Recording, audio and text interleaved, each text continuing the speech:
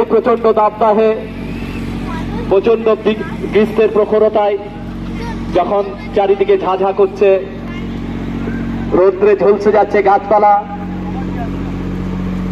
পশ্চিমবঙ্গ তথা সারা ভারতবর্ষে যখন রক্তের সংকট, তখন এই প্রচন্ড দাবদাহে তাপমাত্রাকে উপেক্ষা করে যমুনা জাগ্রত সংঘ পাঠাগার মানুষের জন্য যদি না দাঁড়ায়, তাহলে আমরা একদিন বিক্ষিপ্ত হয়ে যাব।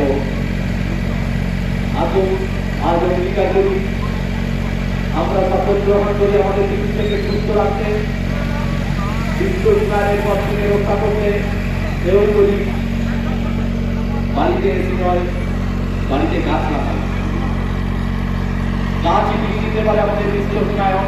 মনে রাখবেন, মাটির তলা জল দিয়ে চলে যাচ্ছে। পৃথিবীর মধ্যে আফ্রিকা মহাদেশের কেপটাউন জলশূন্য হয়ে গেছে। ভারতবর্ষে ব্যাঙ্গালোর শহর জলশূন্যের মুখে, যেখানে জল কিনে খেতে হয়। আপনার পানীয় জলটাও সঠিকভাবে ব্যবহার করুন। পানীয় জলের অপব্যবহার করবেন না। পানীয় জলের অপব্যবহার করলে একদিন আমাদের প্রজন্মকেই ভুগতে হবে। আমরা যেমন পেট্রোল ডিজেল পাম্পে কিনতে হয়, সেই রকম শুরু হয়ে গেছে বিশ্বের কোনো কোনো জায়গায়। মনে রাখবেন, এই প্রচন্ড দাবদাহেও আমাদের গ্রামেও বিভিন্ন জায়গায় জলশূন্য হয়ে গেছে। মাটির তলায় আর জল উঠছে না, ট্যাঙ্কে জল সাপ্লাই করতে হচ্ছে।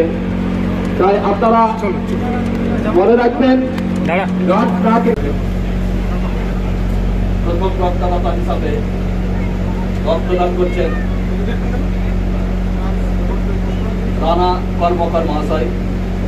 সেই রানা কর্মকর মহাশয়কে রক্তদানের সঙ্গে সঙ্গে আমরা তার হাতে তুলে দিচ্ছি পেয়ারার চারা।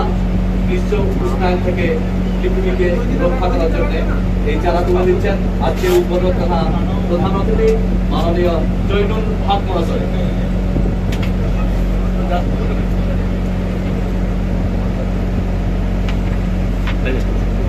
ভিডিও চলছে, স্টিল ফটো বাইরে